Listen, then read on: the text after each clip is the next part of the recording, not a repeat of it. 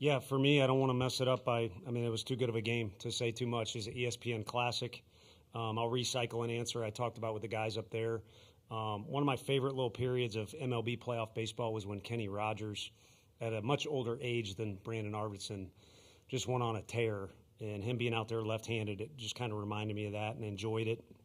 Would have been unfair for it to work out against his favor, especially if he was on the mound, but it's not fair, it's chaotic, and it's postseason baseball.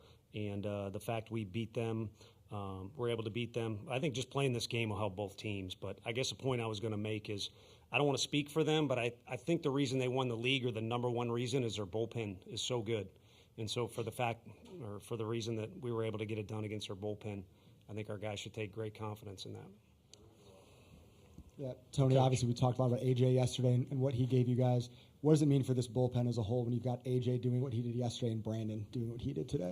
I think it means you're making progress. I mean, the play that stands out to me as I was sitting here listening to their answers is Ariel had that exact same play and, tried to go a little too fast and, we didn't get a double play. That was a more difficult play than the one that occurred earlier, a week ago or whatever it was. And you had to be super quick to do that. So that's just one occasion. But I think whether it's Arv or Russell or Peoples' defense, guys coming off the bench, I think there's consistent progress.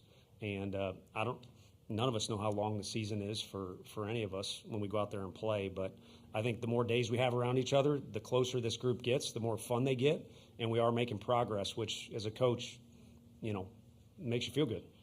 Right next to him on the right. Tony, kind of similar question I asked Brandon. His last 4 outings have been really good. What, from your vantage point in the dugout, why has he been able to be so effective in those outings? I think he just needed reps. I think it's accumulated, and it's kind of like Levi. I think he just needed some SEC reps and figure out, it's arguably the best college baseball, but it's just college baseball, and therefore it's just baseball. So that's one example, again, of a guy just needing reps. And I think we've had guys playing positions they don't normally play.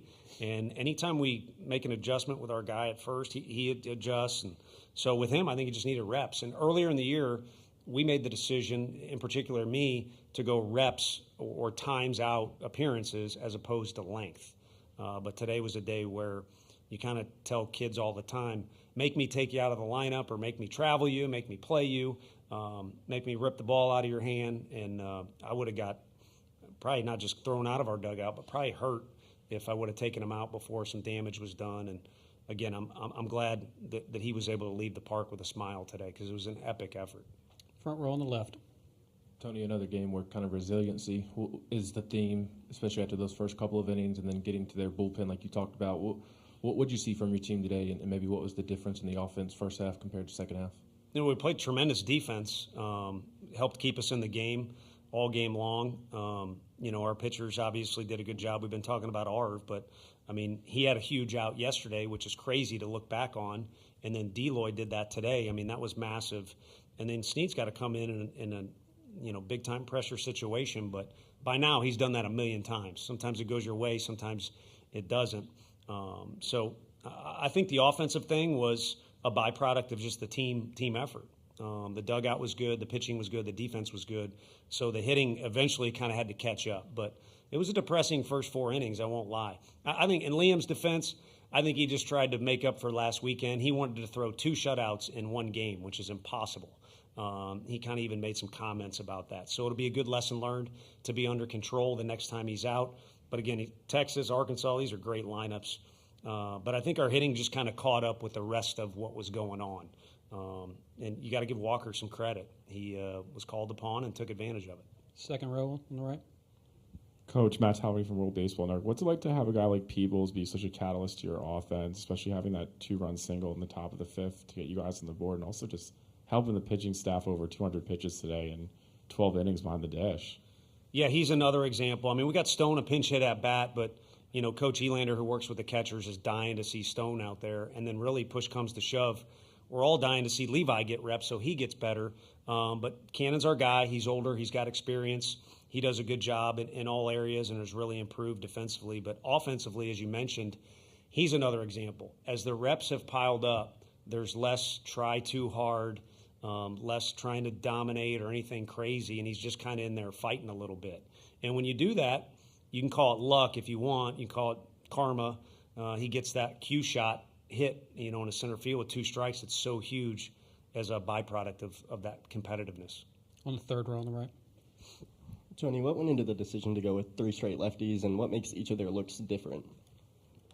Well, I think in the one situation, if I'm not mistaken, they call him A-Rod. So Deloy came in with the potential of them bunting. Really good fielder. Obviously, he's a strike thrower for us, and wanted to see the whole thing through with Arv, but the game wouldn't stop. So that was just kind of a situational matchup. Liam was our guy. We adjusted the pitching for a particular reason. To me, it didn't work out at Arkansas, but it worked out overall because we were able to get him a little rest. He'd been a catalyst for us, and obviously he's got a big outing coming up. But in the middle there was, he didn't mention it, I was a little nervous coming to the ballpark today. He was signed to go there, and there were some changes, so we were able to have Brandon come to Tennessee, and we had a pact that he was guaranteed to pitch in this game. So I'm kind of glad Liam didn't throw a no-hitter or anything like that. And then once he was in the game, he did the rest. The competitiveness was off the charts. And again, like a lot of guys, more reps, there seems to be some improvement. On the right side, fourth row. Coach, as the defending champs, every team has been giving you their all season. So how did it feel to go up against Texas, someone who clearly has something to prove, making their statement this year for the first time in the SEC tournament? Yeah, no, I'm glad you said that. Come to Knoxville and inform some people. It's a big deal to play Texas. It's always been a big deal. I went to school in Missouri. It's always a big deal. And our history of baseball pales in comparison to them or Arkansas. Jackie Bradley Jr.'s here. South Carolina won back-to-back. So we're not in the mix, but there seems to be a lot of noise surrounding our program, and some of it we bring on ourselves, which is fine. We at least want to be in the party, so if you can hear us or see us, that's a good thing. But every series, every play has been a big deal, and it's been a little bit of an adjustment for our guys. Some of the guys are new to that and don't understand it, and you got to navigate it. So that's our story. Who we play each time out, I haven't seen a lot of difference out of this team, to be honest with you. With who we're playing. It's either the vibe is good or it's not, and it's been very, very few. Now, there's been occasions, you guys know them. You can't blame it on the weather either. There's been a couple times where we haven't been ourselves. But I think today they were just enjoying another chance to be themselves and come to the park. It just so happened we were playing a phenomenal team. On the right side, fourth row. Harrison Fan, SEC Unfiltered. Coach, we know how talented this team is, top to bottom. We've seen the highs this year. We've seen the kind of struggles throughout the kind of course of the end of the year. But, what is flipping the switch like, from the regular season to the postseason with so much to play for, and, wanting to host at Lindsey Nelson, what that means for the Tennessee Volunteers, the players, the fans, everyone involved, and kind of getting hot at the right time throughout the postseason? How does that kind of, matter to you guys and the mindset going in? Yeah, I mean, the words are appropriate, like defending, like this. Neither of these two guys were here last year, and that now seems like an eternity ago. So I think this team is not defending but pursuing. And you mentioned some good things there, and there's good stuff going on here on the weekend and all that stuff. But I'm getting older, but I think I'm young enough and around these guys. I think what they're pursuing is just, again, to get better and come to the park every day. We really have not played our best baseball. And again, if you were at the park the first, 4 innings, you probably wanted me fired. So I don't know that we have found our best who goes where in the bullpen and who's, some other things, or just our best brand of baseball. And they're making progress, and the scoreboard may not always show that, but that's what their pursuit is, and there has not been a lot of talk about other stuff. I think, if anything, maybe it's because we don't have a ton of older guys compared to some other teams, but the ones that we do, I think, have kept these guys centered, and all the extracurricular stuff has kind of been left up to you fellas to write about, and gals. Got time for 2 more. Start on the left. Coach, I know you already talked about it a little bit, but you said yesterday how this team's learning how to take a punch, and seeing them go down 4-0 but bounce back the way they did, what does that show to you as a coach? I think that they've matured.